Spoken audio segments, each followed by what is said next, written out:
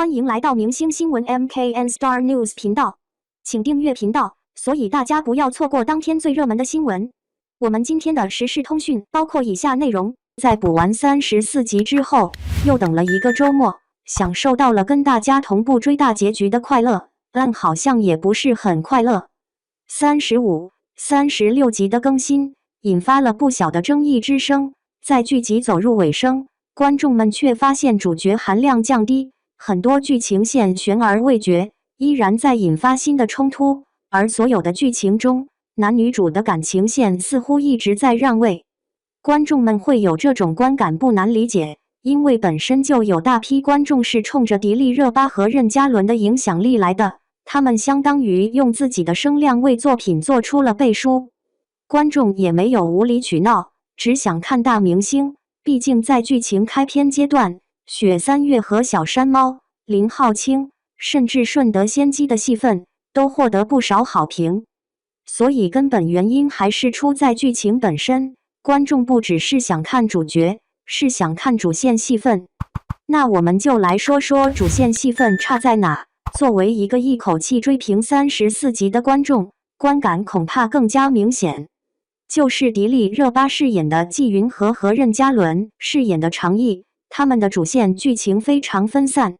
如今回看，印象最深反而是前几集季云和的攻心。那时候季云和自信聪明又纠结矛盾，常毅单纯懵懂，带来很多搞笑名场面。然后就是长期异地分居，救出云和后，常毅又别扭想要答案，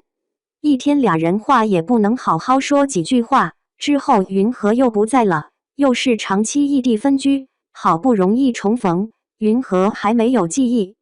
这第一意味着俩人时间线不同步，男女主同框成稀有场面需要格外珍惜。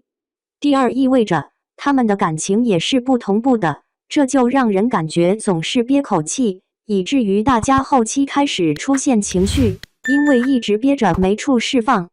同步恋爱编剧不是不会，比如线下的雪三月和黎叔就释放下心结后坦诚相处，还有骆锦桑和空明自我情感觉醒加交换彼此心意，然后才是正常的恋爱。但可怜的季云和常毅，他俩的感情都没同步过。相识之初甜蜜的同时，季云和内心饱受折磨，之后季云和生命进入倒计时，常毅又苦苦纠结于答案。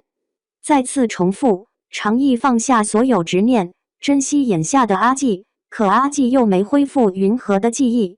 两个人的情感始终无法同频，他们爱着对方的同时，永远用隐瞒的方式为对方好，而观众是知道这其中缘由的，所以就很难沉浸式追剧，老觉得即将有事发生，爱也爱不痛快。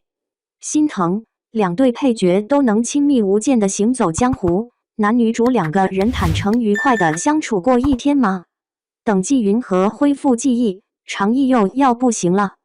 可能这就是虐恋吧，但这种虐也不痛快，它不像东宫那种让人看的时候就跟着崩溃痛苦。虽然李狗子被狂骂，但这其实是一种情绪宣泄出口，这也是为什么一些狗血剧反而收视率高的原因。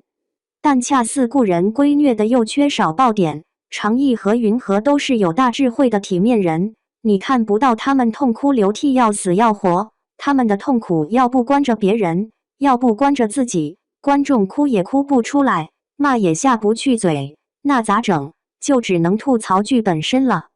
很过观众都和抽抽一样，以为这周的更新会是常毅和云和重复的重头戏，结果百忙之中还破个并不重要的狐族案子。如果把重逢、误会、试探、认出云和稍微完整一点展示，观众也不会抱怨戏份少。但你说，一切镜头配角互诉衷肠，一切镜头配角又拥抱吻戏，切回来女主在劳改，男主在破案。如果这样的节奏放在中间，观众并不会有这么大情绪反弹，因为还有发挥空间。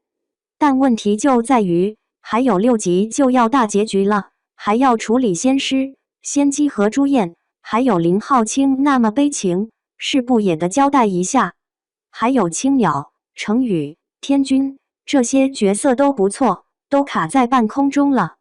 以及那2对儿干大事不误谈恋爱的小情侣，也还得牺牲一下甜蜜一会儿吧。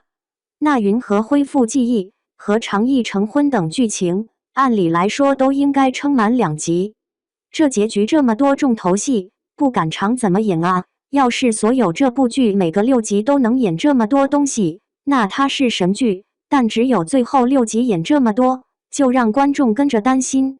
其实恰似故人归赶上了一个相当不错的档期，前有余生请多指教，收尾剧荒，后边且是天下刚开，不可能猛然抢走一路追了30多集的观众。这段时间综艺又频繁停播，还有迪丽热巴和任嘉伦这种演员，路人闲着没事都会想打开看看。而且剧情前期节奏挺快，故事也挺抓人的，就是中间云和被囚之后的部分，战线拉得长，剧情进展少。除了云和被关起来了，云和被救走了，云和在北渊阵前自我牺牲了，好像也想不起那些配角干了啥大事。感谢您观看视频，请订阅我们的频道以支持我们。